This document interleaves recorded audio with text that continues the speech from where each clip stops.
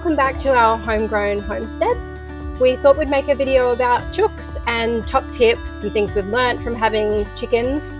We've had chickens now for 6 months or so, and we've really benefited from the eggs that they're providing us, and also our kids really enjoy chickens. They're great composters. We're producing a lot of scraps with obviously toddlers eating a lot of fruit and veg, a lot of offcuts, a lot of things they won't eat. We picked up the chicks when they were day olds. When we decided we wanted chickens, we thought we might raise them from chicks for a few reasons. We heard that doing that makes the chickens a little bit more friendly in terms of being able to be around kids, like a bit more able to be handheld even in some cases. So we ended up getting 3 different breeds. We thought doing this would allow us to see the differences in the eggs. There'll be different colours and slightly different sizes. And that would help us know, oh, okay, you know, this chicken might have slowed down in the rate of eggs that they're giving us, or there might be a problem. Sometimes chickens can get eggs stuck in them. So it was an experiment again. We had never had chickens before. Anna had as a kid. Yeah, as a kid I had some backyard chooks as well. So, but you know, that was me as a child, and this is me now. Look at me now. So yeah, it was the reason of getting 3 chicks, 3 different breeds, was twofold. So first, to see if any of the laying had changes or sequencing of, but also representative of our 3 individual children. And so we've got a leghorn named Bubbles for our eldest child, a Rhode Island Red named Cherry for child number 2, and a Dutch Well Summer for baby number 3. And we call that chicken Sunday. Sunday, yeah. And the reason was we were kind of joking that it would be a Sunday roast because when we got that chick, we were given a 50-50 chance whether it was a hen or a rooster. And we decided to take the chance and get it because it was quite pretty. Fortunately, she turned out to be a she and not a rooster. And so, now we've got 3 laying hens. And we went from a smaller coop to a larger run in pretty quick succession. And now we're looking at going to an even bigger coop and a more permanent run with cemented posts and steel wire and that sort of thing. Okay, so as we were starting the plan to have chickens, there are obviously some startup costs. So the coop, the water, the feeder, the temporary fencing and things like that, that's all a cost output. The chickens themselves could be anywhere between $10 to $50 depending on the breed. And so obviously that's just something you have to take into account when getting chickens. Also space. Our chickens haven't proven to be particularly smelly or messy or anything like that. They do scratch around, so you just have to accept that's part of their foraging. But we've obviously cordoned off this whole area for them, so they can come and go from the coop to the run as they see fit.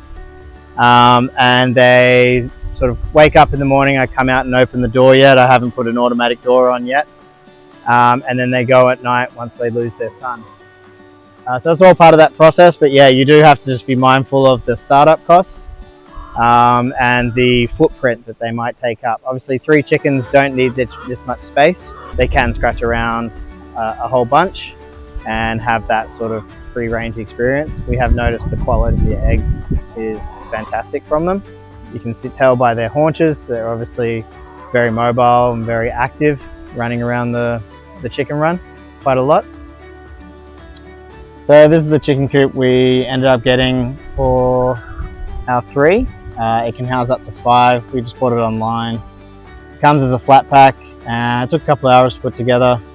And I've just put those branches on top because we had a couple of the hens jump up on top of the nesting box there and would hop on there and then hop over the fence. So that was sort of their escape route.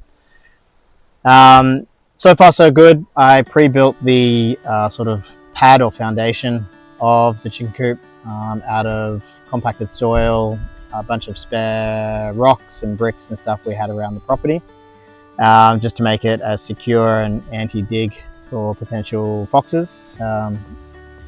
So far so good. We haven't had any intruders through the night or anything like that, but it is pretty secure. So yeah, we've got the feeder where we put the pellets, and then the drinker. We bought that online. We'll put the details of that in the video description. And we've also got two other sources of water in the run as well. I'll just show you where they are. That's the first one, and that's the second one. And they seem very content. You know, they're laying very consistently, all three of them now. But we do have burrowing protection, so that if the fox does get in and does try to burrow into the coop at night, there's sort of bricks and rock around it and that sort of thing. They are housed up every night, or put to bed every night. So they are in the coop, which is pretty well fortified, but we haven't had any risk during the day either so far. And they're really good composters. We're sort of working on a potential new system for composting at the moment to incorporate the chickens with our composting system.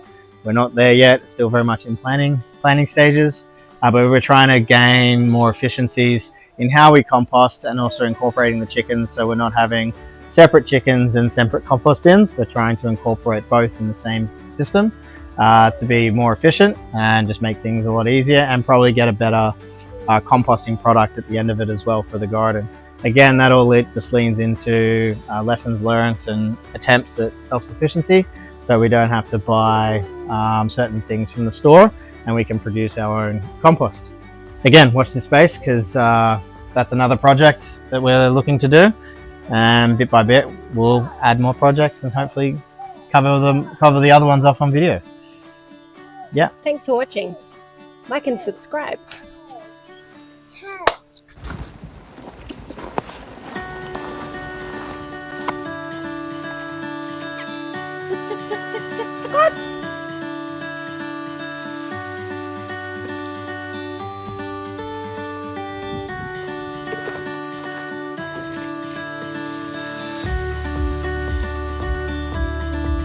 Because we've raised them from little hatchlings. Are they called hatchlings? Some chicks.